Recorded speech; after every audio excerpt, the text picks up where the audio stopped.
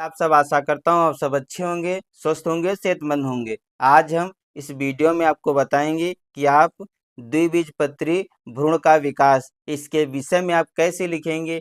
इस वीडियो में हम आपको सबसे पहले चित्र के माध्यम से समझाएंगे। इसके बाद हम आपको लिखकर भी बताएंगे कि आप परीक्षा में जाकर कैसे लिखेंगे। तो सबसे पहले हम आपको चित्र के माध्यम से समझाते हैं।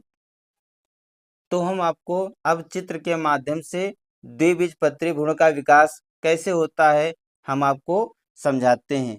तो यहाँ पर देखिए है इंडोस्पर्म, ये त्रिगुणित होता है और ये क्या है, यूग्मज यानी कि जायगोट है। यानी कि जब हमने आपको दोहरा निषेचन पढ़ाया था तो हमने आपको बताया था कि एक नर युग्मक आता है और अंड कोशिका के साथ संलयित हो जाता है, तब युग्मज का निर्माण होता है, ये द्विगुणित होता है। और जब दूसरा नर युग्मक आता है दो ध्रुवीय कोशिकाओं के साथ संलयित हो जाता तब भ्रूणपोष का निर्माण होता है, ये त्रिगुणित होता है।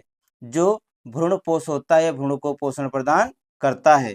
फिर जो ये जायगोट होता है इसके शुरुआत में ये आकार में बढ़कर अपने चारों ओर सेलुलोज की एक भित्ति का निर्माण करता है। इसके बाद जब इसका सूत्री विभाजन होता है तब यह दो कोशिकाओं में विभाजित हो जाता है। ऊपर वाले भाग को बोलते हैं टर्मिनल सेल और जो नीचे वाला भाग होता है इसे बोलते हैं बेसल सेल। टर्मिनल सेल को भ्रूणी कोशिका कहते हैं और बेसल सेल को निलंबक कोशिका कहते हैं। जब इसका फिर से सूत्री विभाजन होता है तब दो भ्रूणी कोशिका और दो निलंबक कोशिका का निर्माण होता है और इसका आकार लगभग टी के आकार का होता है। फिर इसका पुनः जब सूत्री विभाजन होता है तब चार भ्रूणी कोशिका का निर्माण होता है और जो निलंबक कोशिका होती है वह लगभग कह सकते हैं 6 से 10 लंबी सूत्राधार रचना बनती है। इसके बाद जब इसका पुनः सूत्री विभाजन होता है तब यह 8 भ्रूणी कोशिका में विभाजित होती है। जो बाहर की 4 कोशिकाएं होती हैं इसे बोलते हैं एपी बेसल सेल और जो बीच की कोशिकाएं 4 होती है इसे बोलते हैं हाइपोबेसल सेल।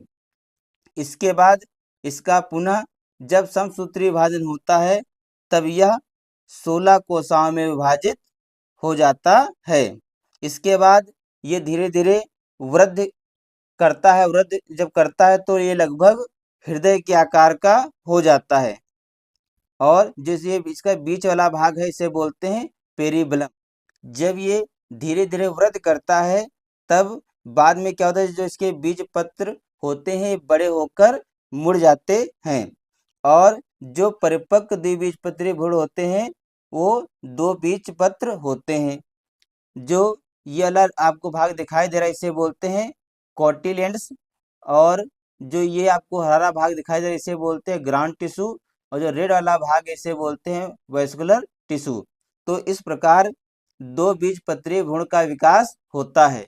तो बच्चों हमने आपको चित्र के माध्यम से समझाया है कि द्विबीजपत्री भ्रूण का विकास कैसे होता है। अब हम आपको पंच के माध्यम से लिखकर बताएंगे कि आप द्विबीजपत्री भ्रूण का विकास इसके विषय में आप कैसे लिखेंगे।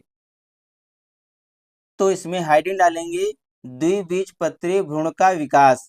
इसमें लिखेंगे युग्मनज एक द्विगुणित संरचना है, यह सूत्री विभाजनों द्वारा विभाजित होता है। शुरुआत में यह आकार में बढ़कर अपने चारों ओर सेलुलोज की एक भित्ति का निर्माण करता है। इसके बाद जब इसका सूत्री विभाजन होता है तब यह दो कोशिकाओं में विभाजित हो जाती है।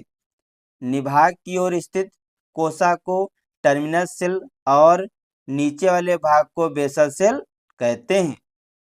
फिर इसके आगे लिखेंगे टर्मिनल सेल को भ्रूणी कोशिका और बेसल सेल को निलंबक कोशिका कहते हैं। जब इसका फिर से सूत्री विभाजन होता है तो ये दो भ्रूणी कोशिका और दो निलंबक कोशिका का निर्माण होता है।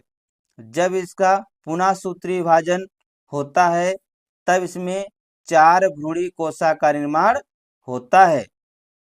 फिर इसके आगे लिखेंगे निलंबक कोशा 6 से 10 तक लंबी सूत्राकार रचना बनती है।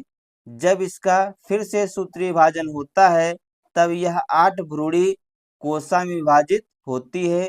बाहर की 4 कोशाओं को एपीबेसल सेल और बीच की 4 कोशाओं को हाइपोबेसल सेल कहते हैं। फिर इसके आगे लिखेंगे फिर से इसका सूत्री विभाजन होता है तब यह 16 कोशाओं में विभाजित होता है। पुनः वृद्धि करके विभाजन द्वारा भ्रूण कुछ हृदय आकार का हो जाता है, यानी कि हर टाइप का हो जाता है। बाद में बीजपत्र बड़े होकर मुड़ जाते हैं।